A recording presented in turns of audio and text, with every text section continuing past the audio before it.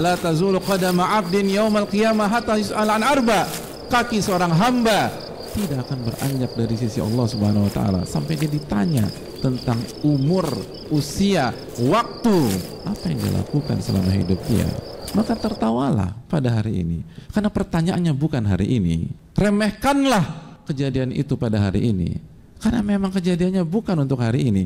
Hari ketika manusia bermuka pucat pasi. Hal ataka hadithul ghasyiyah wujuhu yawma idzin khasyi'ah. Wajah-wajah pada saat itu terlihat pucat, terlihat pasi. Sekarang kita bisa tertawa dengan nyaman karena kita tidak mengalami hal tersebut atau belum mengalami itu.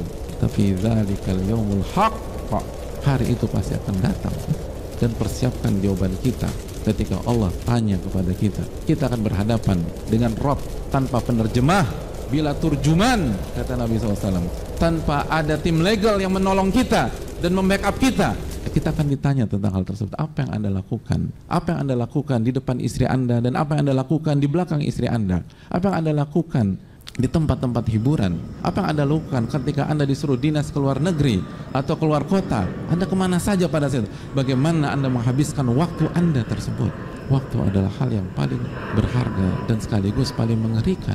Makanya tidak heran Abdullah bin Mas'ud pernah mengatakan, "Ma nadimtu ala syai' nadami." Aku tidak pernah menyesal sebesar penyesalanku ala yaumin gharabat syamsuhu, terhadap sebuah hari ketika matahari itu terbenam, naqasat fihi ajali, lalu usiaku berkurang satu hari, walam yazid fihi amali, tapi amalku tidak bertambah sama sekali. Itu yang paling dikhawatirkan dan disesalkan orang-orang beriman, orang-orang hebat, para ulama, orang-orang sukses. Bukan ketika dia kehilangan kesempatan mendapatkan miliaran rupiah, bukan karena dia kehilangan kesempatan memiliki sebuah properti.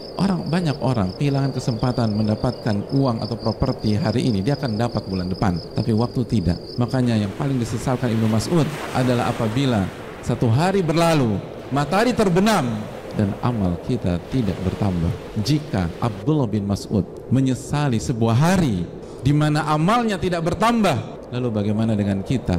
Bisa jadi bukan hanya amal kita tidak bertambah, tapi dosa-dosa kita bertambah di sisi lain dari neraca timbangan kita. Ma'asyiral muslimin yang Allah muliakan.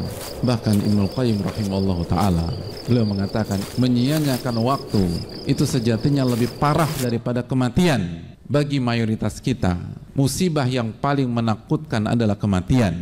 Musibah yang paling dikhawatirkan adalah kematian. Hal yang paling perlu dijauhi adalah kematian.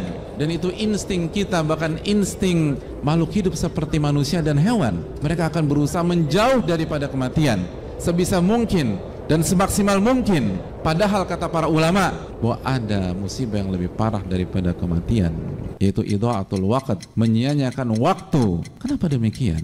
Kata Ibnu Qayyim, karena menyia-nyiakan waktu akan memutuskan hubungan Anda dengan Allah. Adapun kematian memutuskan hubungan Anda dengan dunia dan para ahli dunia. Mana yang lebih mengenaskan, terputus dengan dunia atau terputus dengan akhirat? Mana yang lebih mengenaskan, terputus dengan manusia dan ahli dunia atau terputus dengan Rabbul Alamin, Ar-Rahman Ar-Rahim, Al-Muhsin, yang maha pengasih lagi maha penyayang? Orang yang menyanyiakan waktu, yang menghabiskan waktunya dengan maksiat atau hal-hal yang tidak ada gunanya, maka dia akan terputus dari Allah Tabaraka wa Ta'ala. Adapun orang yang wafat, justru dia akan kembali kepada Allah. Tidak mudah jamaah sekalian. Bicara memang mudah, praktek adalah hal yang sangat sulit. Hakikat, kenapa kematian adalah hal yang paling menakutkan? Karena kita akan berpisah dengan seluruh orang-orang yang kita sayangi. Kita akan berpisah dengan dunia yang selama kita hidup hati kita sudah terpaut padanya.